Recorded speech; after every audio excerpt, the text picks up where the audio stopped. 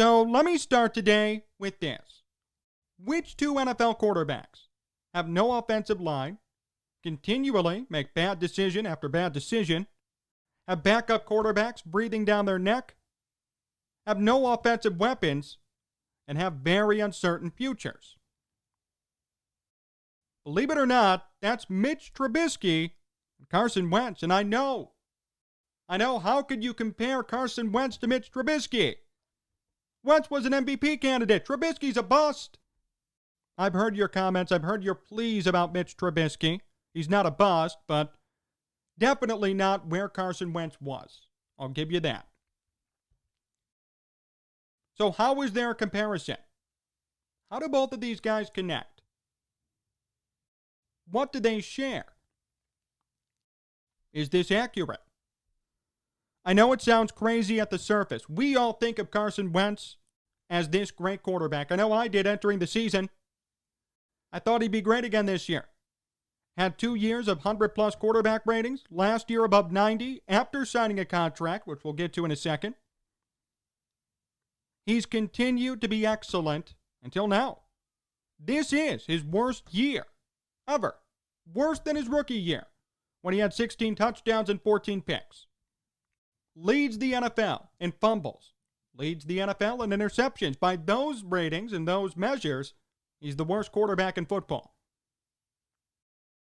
But I'm here today to dispel the myth surrounding Carson Wentz and compare him to Mitch. I don't believe Carson Wentz is a bust. I don't believe the money's gotten to him. If it did, he wouldn't have done well last year. He signed the contract before last season. And last year, despite what many people believe, he did fine. Only 7 picks, 20-plus touchdowns, passer rating above 90. All I heard last season was he's regressing, he's horrible. The numbers tell a different story. And a couple of years ago, the year the Eagles won the Super Bowl, he was an MVP. Had he stayed healthy, I believe he would have won. And he should have won. He had a great year.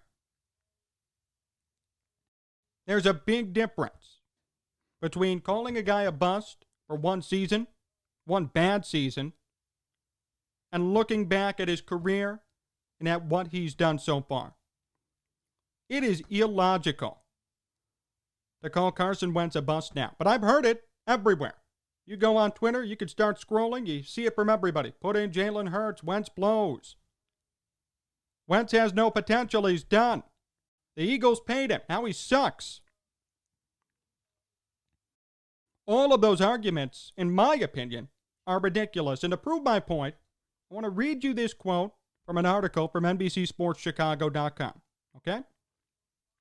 Quote, "The Eagles have been hurt just as badly as the Bears by offensive line injuries. On top of that, they've been decimated by injuries to their skill players. Miles Sanders has been hurt. Deshaun Jackson played in limited time. Jalen Reagor and Alshon Jeffrey have also missed time due to injury. At tight end, Zach Ertz has only played 6 games. Dallas Goedert has been hurt as well." Think about that. Think about all those guys I just named. And think about the Eagles when they won the Super Bowl, what their receiving core looked like, what their run game looked like.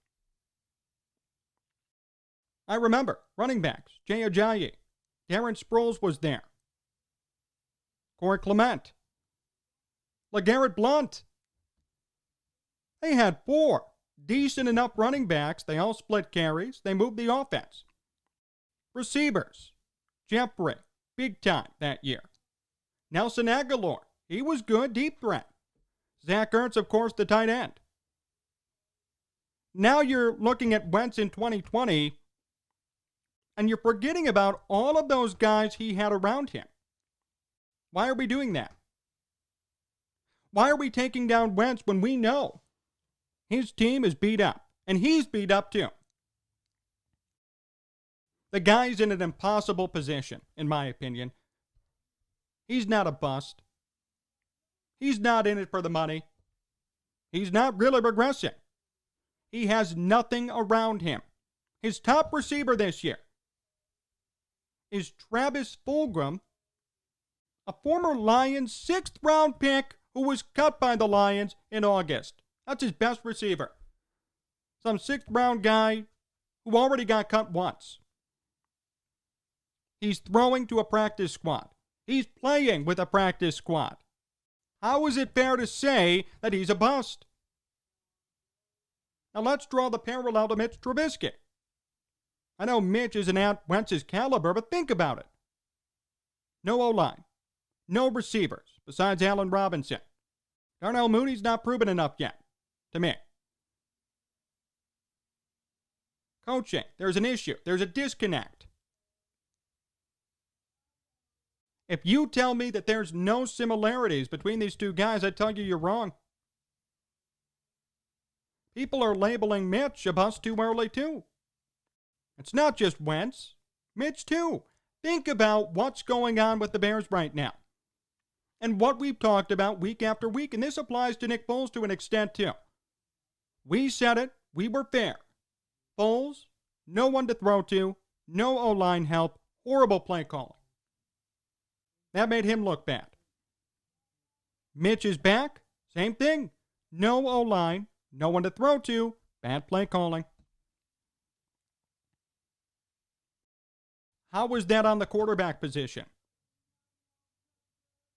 In both cases, Mitch and Wentz, they're in bad positions. It has nothing to do with skill or effort or talent. Horrible positions. Look at who they have on their rosters. Look at who they're throwing to. Look at who their coaches are. There's the disconnect. There's the problem. Labeling Mitch, labeling Wentz a bust, it's irresponsible. It's wrong. It's just jumping to a point and not even looking at the other factors that go into it. Carson Wentz is throwing to a practice squad. His offensive line is a practice squad. Mitch has one wide receiver. That's it. No offensive line. And then people wonder why they're not succeeding. Like, people expect Wentz to be who he was a couple of years ago, even though that roster was vastly different from what it is today.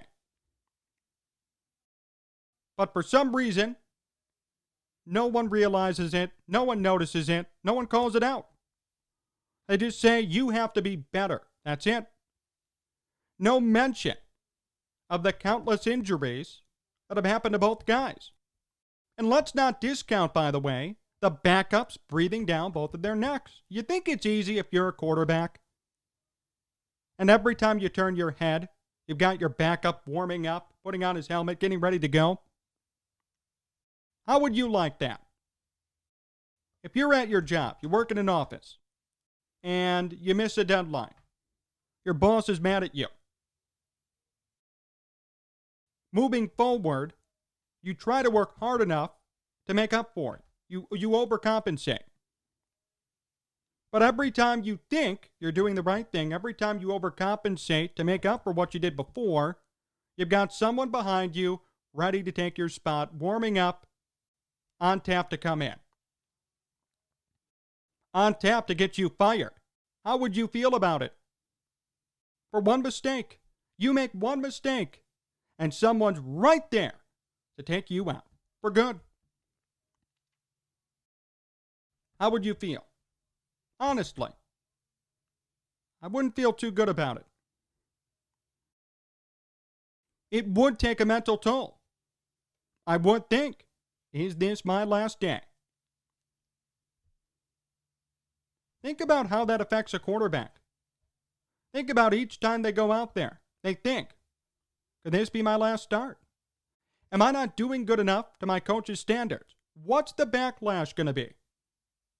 Why are they calling for my replacement to come in when I'm doing my best out here with what I have on top of it? How much of a mental toll do you think that takes? Seriously. No one thinks about it. No one talks about it. Right away, they just say he's a bust, he's bad, or he's great, without regard or mention or thought to the surrounding outside factors. And it's wrong. That's why it's irresponsible to sit here and call Mitch and Wentz busts. Think about the surrounding factors that both of them face. They both have backup quarterbacks ready to come in at any moment. What kind of a mental toll does that take on them? I see it on TV. When Mitch throws a pick, he looks directly to the sidelines. He's worried. He looks scared. There's so much pressure because the guy behind him is ready. The same with Wentz. I've got a hot young stud draft pick, Jalen Hurts. If Wentz screws up, he's worried. My job's gone. How would you perform with that type of pressure? Think about it for yourself. And then to top it off, you've got injuries. Your team is decimated. Wentz is no O-line, no receivers, no run game. Same with the Bears. Same with Mitch. No receivers, no run game. That's long gone. And no O-line. Why is it fair to say it's all on the quarterback? They're busts. I know it. How is that fair? Why are we comparing Carson Wentz, for example, to the 2017 season, when that 2017 roster was 10 times different than what it was today? I'm not saying that Wentz and Trubisky have helped their cause. They've made bad decisions. That's a fact. Can't be throwing into double or triple coverage. But to say it's all on them is wrong. There are other factors here. The rosters are different. There are no weapons on these two teams. And these two guys continually have lots of pressure right behind them. That's tough. It's not like they have no talent. We've seen flashes from Trubisky. We've seen a lot more than flashes from Carson Wentz. We know they're talented. We know they're capable of being good NFL quarterbacks. Trubisky may be middle of the line. Wentz, elite. Why are we rushing to a conclusion? Why are we saying bust, bust, bust, when we don't take into consideration what surrounds them and the issues they're facing? Why do we do that? Injuries have hurt them. Backups have hurt them. In my opinion, the solution is get them both out of their respective environments. Carson needs to leave Philadelphia. He does. Let's be honest here. That's a tough sports town, just like Chicago is. If he left without Jalen Hurts breathing down his neck, I think things would get better. If he actually had a capable wide receiver, capable offensive line, things would get better. And in Mitch's case, I'm not going to call it in on him yet. I believe there is a scenario in which he could go somewhere and prosper. I don't know where. I don't know with who. But there is one. There has to be. I know it. We've seen very good games from him. We've seen bad ones too. You don't need to remind me. I know. I know. But it's unfair to say they're just busts. They're horrible. They don't belong in the NFL. When we haven't really brought up the fact that their supporting cast is nothing. The Bears' offense is decimated, not by injuries, just by poor players. The Eagles' offense is decimated. That's by injuries and by poor players. We have to take into consideration the whole situation. We can't just say he's a bust, he's done. Think about Patrick Mahomes. Mahomes has the best situation. Good O-line, great run game, great coach, great receivers. If Patrick Mahomes came to Chicago, let's say the Bears drafted him in 2017, do you think he'd be who he is today? If the answer is no, that proves that supporting casts matter. And they matter much more than people think or give credit to. Deshaun Watson, same thing. I can't even imagine Deshaun Watson here in Chicago, knowing how much Matt Nagy hates running quarterbacks. Watson would be deemed a bust here in Chicago, guaranteed, if he played under Matt Nagy. If they wanted him to be a pocket passer, to not run, to not leave the pocket, to not be mobile, I guarantee you he'd be called a bust. I guarantee you the success he has right now would not be matched. And you give him some offensive weapons like the Bears have? You give him Darnell Mooney, Anthony Miller, Javon Wims, and you expect him to succeed? Come on now. We have to think about what surrounds the quarterback, not just the quarterback itself. And you could sit here and say, this is only defending Trubisky. No, it's not. Really assess the Bears situation. Really assess the Eagles situation. You're going to tell me that you'd want to be a starting quarterback in those environments with no O-line, no receivers, no weapons, no run game, no coaching. Would you want to be a quarterback in that situation? I don't think so.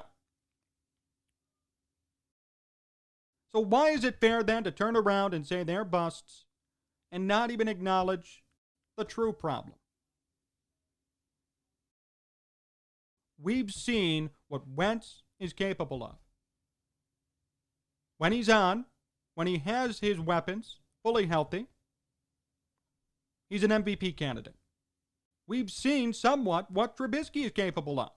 When he's healthy, when he's comfortable, he could put up a 95, 96 passer rating. Not a bad quarterback. Both of them aren't. But they need what they had before.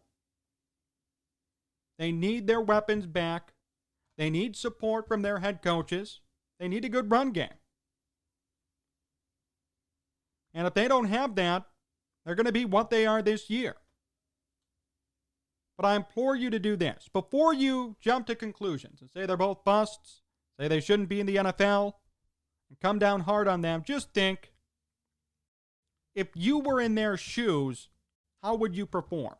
Imagine you had the same talent as Wentz or Trubisky, but you had the supporting cast that they have right now. How would you do? Honestly. If you answer that question the way it's supposed to be answered, the way we know it's supposed to be answered, you'll know it's a tough situation. I wouldn't wish it on anybody. And I hope that either the Eagles or the Bears, they get healthy or they make moves, or those guys move on to different environments and show to everybody that they're really not bad quarterbacks. More to come here on Sports Talk Chicago. My interview with Bruce Miles comes up next, so stay tuned. Hey, do you want to make some money this weekend? What if I told you that I could offer you $250 free to bet on any game you want? Here's what you have to do. Go to sportstalkchicago.com/cash, sportstalkchicago.com/cash. You have to be 21 plus. You have to be an Illinois resident. You could bet $250 free on any game you want this upcoming weekend. Bears, Lions, college basketball, college football. The opportunities are endless, and the money is waiting for you. All you have to do is go to sportstalkchicago.com/cash, sportstalkchicago.com/cash. If you have a gambling problem, call 1-800-GAMBLER.